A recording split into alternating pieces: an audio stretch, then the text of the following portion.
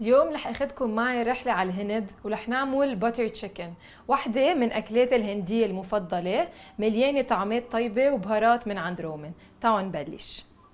عندي كيلو صدورة، رح زدلن ملعقة كبيرة من الزيت النباتي، ربع كباية من اللبن، ملعقة من بهار الكاري، ملعقتين من الجرم مسالة،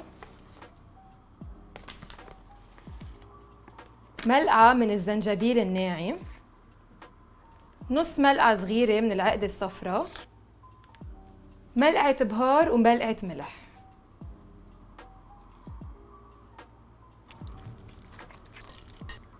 على نار عالية بدنا نحط ملعقة كبيرة من الزبدة وملعقة كبيرة كمان من الزيت النباتي. بس تحمى منيح الطنجرة تبعنا حنحط الدجاج وخليهم ينشوا. حتفردون بصف كله هيك تما يكونوا فوق بعضهم كرمال تقدر تتحمر الدجاج وما تنسلق. بالوقت اللي ناطرين فيه الدجاج تيستوي حنحضر الصوص. بقلب طنجرة كبيرة حنحط كمان ملعقة كبيرة من الزبدة وملعقة كبيرة من الزيت النباتي. عندي راسين من البندورة، 2 بصل و2 توم، رح قليهم لكانوا دبلوا.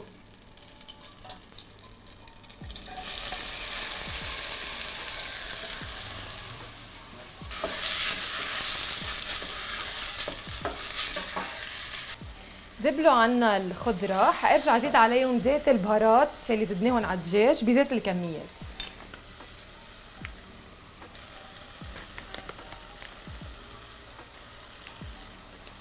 بدي زيد عليهم كمان ملعقة كبيرة من رب البندورة ونص كباية من الكاجو الني.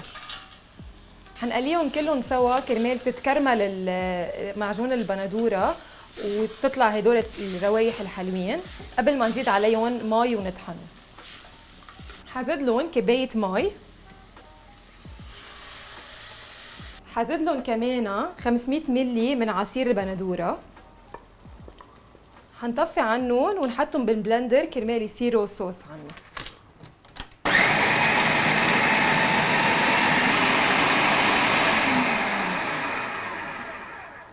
من بعد ما طحناهم حنرجع نحطهم بالطنجرة كرمال نرجع نزيد الدجاج عليهم.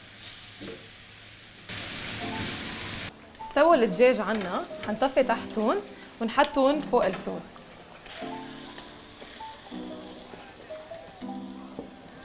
حنزيد لهم كمان كباية كوكينج كريم ونخليهم يغلوا لشي 10 دقايق سوا كرمال يرجع الدجاج يكمل استوى تبعه.